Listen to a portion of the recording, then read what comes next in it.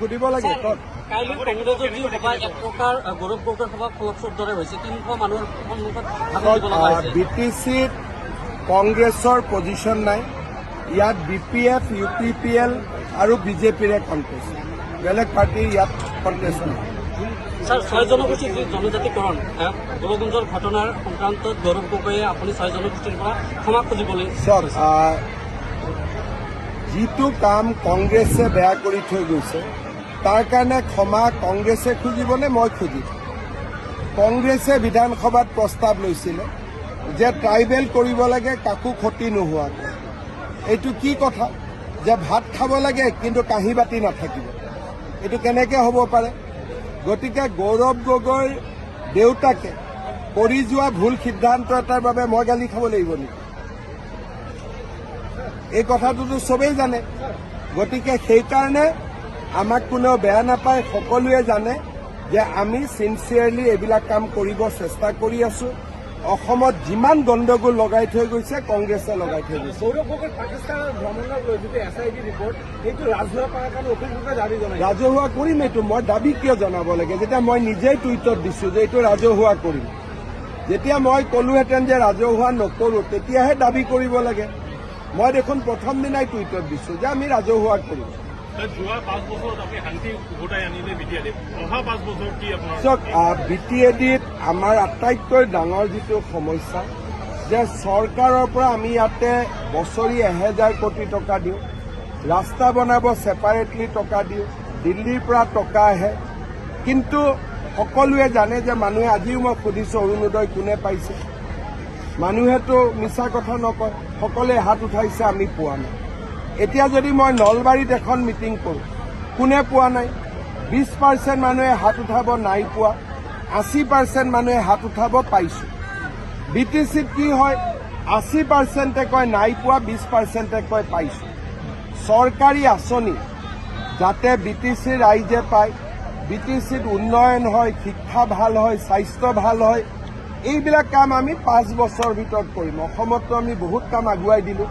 এতিয়া আমি BTCখনত হাত দিব লাগে, BTCখনকো আগুৱাই লৈ যাব লাগে। স্যাৰ, অৰুণোদয় ইয়াতে যিখিনি মানুহ হিতাধিকাৰী আছে এই ইমানখিনি অহা নাই নে দিয়াৰ ক্ষেত্ৰত পক্ষপাতিত্ব? এতিয়া চবেইতো VCDCৰ কথা কৈ থাকে, পক্ষপাতিত্ব হৈছিল মানে সকলোৱে অসমত নিয়ম কি যে প্ৰত্যেকটো পুলিং ষ্টেচনৰ পৰা পাব, এক জেগাৰ পৰা নাপাব। আমাৰ অসমত নিয়ম কি? ধৰক মোৰ জালুকবাৰী সমষ্টি, ক'ৰবাত হিন্দু আছে, মুছলিম আছে, খ্ৰীষ্টিয়ান আছে, প্ৰত্যেকটো চেণ্টাৰতে জনসংখ্যা অনুপাতে অৰুণোদয় যাব, সকলোৱে পাব। কিন্তু আপুনি যদি 50খন গাঁৱৰ 10খন গাঁৱত দি থৈ দিয়ে, 40খন গাঁৱৰ ৰাইজেতো নাপাব। আমি গৌৰৱ গগৈ শ্ৰীৰামৰ কাজলগাঁৱত কৈছে আপুনি তেখেতক হিৰো বনাব যায়, হিৰো বনাই হিৰো বনাৰ কাৰণে তেওঁৰ মিটিঙত 300 মানুহ, মোৰ মিটিঙত 10,000 মানুহ। গতিকে হিৰোৰ মিনিংটো কি? গতিকে তেওঁ হিৰো মানে কাক বুজে বুজি পায় নে নাপায়?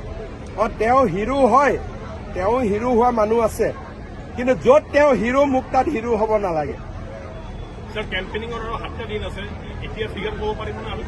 মইতো আজি ফাৰ্ষ্ট কালি আৰু আজি মিটিং কৰিছো। এটা কথা ক্লিয়াৰ যে BJPৰ ফালে বহুত মানুহ এইবাৰ ওলাই আহিছে। আগতেওতো মই মানস চেৰফাঙত যোৱাবাৰো মিটিং কৰিছিলো, শিৱনাথ ব্ৰহ্ম উঠিছিলে, কিমান মানুহ হৈছিলে, আজি কিমান মানুহ। গতিকে BJPৰ প্ৰতি ৰাইজ বহুত ওলাই আহিছে, কিন্তু ভোট দিয়া দিনাখনলৈকে থাকিব লাগিব। এইটোতো ডিপেণ্ড কৰিব। 21টা পালেতো অকলে কৰিম, 16টা পালে অকলে কৰিম বুলি ক'লেও কৰিব পাৰিম জানো? কৰিবতো নোৱাৰো। আগ্ৰামায়ো দাবী কৰিছে ছিংগল লাৰ্জেষ্ট, প্ৰমোদ বড়োৱেও দাবী কৰিছে ছিংগল লাৰ্জেষ্ট। এই গোটেই দাবীবোৰ লাষ্টত মিলাই ল'ব লাগিব, কাৰণ দাবীটো পাব্লিকেহে কৰাব, সেইকাৰণে মই দাবী কৰা নাই। চক, এইটোৱে কথা যে চিফ হওক, ডেপুটি চিফ হওক, মই কোনো মোৰ আপত্তি নাই, কিন্তু ৰিজাল্টৰ দিনাখনলৈকে ৰখি ল'লে হ'ল।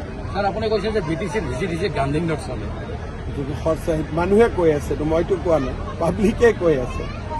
VCDCটো এটা মন্দিৰ, শিৱ মন্দিৰত ফুল বেলপাত চলে, আৰু VCDCৰ মন্দিৰত গান্ধী চলে। BTC হাগ্ৰামা কৈছে আপুনি 1 নম্বৰ ষ্টাৰ কেম্পেইনাৰ, 2 নম্বৰ তেখেতে। চক, মোৰ কাৰো লগত, আপোনালোকে জানে প্ৰমোদ বড়ো, হাগ্ৰামা, মহিলাৰী, কাৰো লগত আমাৰ একো শত্ৰুতা নাই। কাৰণ BTC ইলেকশ্যনৰ পিছত কি পৰিৱেশ হয়তো আমি কোনেও নাজানো। কিন্তু এটা কথা ঠিক যে হাগ্ৰামা মহিলাৰী প্ৰমোদ বড়ো একলগ হৈ থাকিলে মোৰ কাৰণে ভাল, কংগ্ৰেছে 40টা দিছে ছাৰ। তেতিয়া আমি ভাল পাওঁ। ছাৰ, কংগ্ৰেছে 40টা সমষ্টি এটা VIP পাৰ্টি বুলি নাই জানো, CPI VPIতো 40টা দিয়ে, কিন্তু জিকে কেইটা? সমাজবাদী তো দিছে ছাৰ। অসমত কংগ্ৰেছ আৰু VPI একে কেণ্ডিডেট দিয়ে। কোনোবাই কয় নেকি আমি কেণ্ডিডেট দিছো এইটোৱে আমাৰ ছাকচেছ বুলি? এনেকুৱা আজি ধৰক অসমত এছেম্বলি হ'ল 126টা জেগাত মই কেণ্ডিডেট দি দিলো, মই কম মোৰ এইটোৱে সফলতা 126টা, চিকিউৰিটি কিন্তু এটাও না ফৰফিট। এইটো কি ঘটনা হ'ব পাৰে? গতিকে VPI আৰু কংগ্ৰেছ আজিৰ দিনত সমান পাৰ্টি, বাকীবোৰ আগত আছে। হ'ব চলো।